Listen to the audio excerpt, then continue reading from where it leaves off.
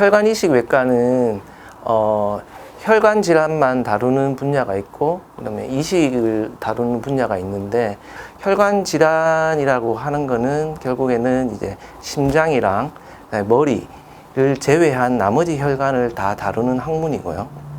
특히 이제 우리 몸에서 제일 중요한 동맥 질환은 경동맥, 그다음에 대동맥, 그다음에 하지동맥이 막히거나 아니면 반대로 늘어나거나 하는 질환을 치료하는 데죠.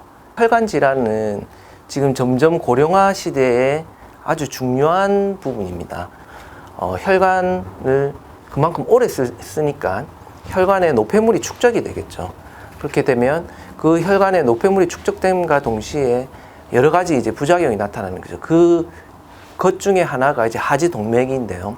최근에는 이제 단순히 한 군데, 한 곳만 막혀서 오는 환자가 있는 것이 아니고 당뇨나 심부전 환자들이 많기 때문에 여러 군데 문제가 있어서 오는 환자들이 많습니다. 이런 환자들을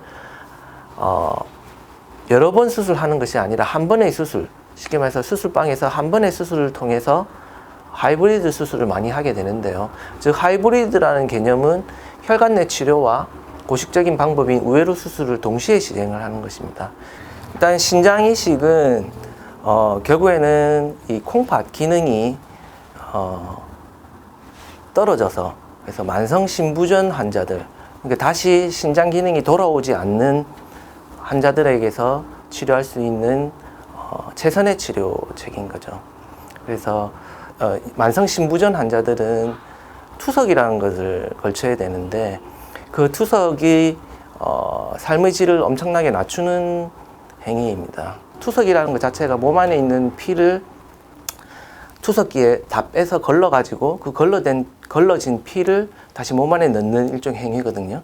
그래서 그렇게 하기 위해서는 기존에 우리가 갖고 있는 정맥으로는 힘들어요. 그래서 정맥이 어느 정도 6mm 이상 커져야 되고 유속도 600 정도 이상 나와야 되기 때문에, 그렇게 하기 위해서는 수술적인 치료로 동맥과 정맥을 연결하는 수술을 하는 거죠. 이 수술을 혈관외과 선생님들이 하시는 거죠. 그래서 신장 이식도 혈관외과에서 하는 거고, 그렇게 되는 겁니다. 그 국내에 작년 기준으로 2019년 기준으로 장기기증원에서 발표한 자료를 보면 신장 이식은 총 한 2,200여 건 진행이 되었습니다. 그 중에 이제 물론 생체 이식이 좀 많은 편이고요. 대기자는 2만 5천 명이 넘는 것으로, 2020년 5월 기준으로 2만 5천 명이 넘는 것으로 지금 되어 있습니다. 그만큼 한 해에 시행되는 신장 이식 건수에 비해서 대기작이 훨씬 많이 있는 상황이죠. 쉽게 말해서 생체 이식이란 말은 정말 건강한 사람한테 이식을 받는 행위인데, 제일 중요한 어떤 생체 이식이든 간 이식도 물론 그렇고 신장 이식도 그렇고, 이러한 생체 이식에서 제일 중요하게 여겨지는 부분이 공여자의 안전입니다. 그래서 이런 그 생체 이식 전에 공여자의 건강을 평가함에 따라서 이게 이식 수술이 진행 여부가 결정되고요. 그리고 물론 수술할 때 제일 공여자의 안전을 중시하면서 수술을 진행하고 있습니다.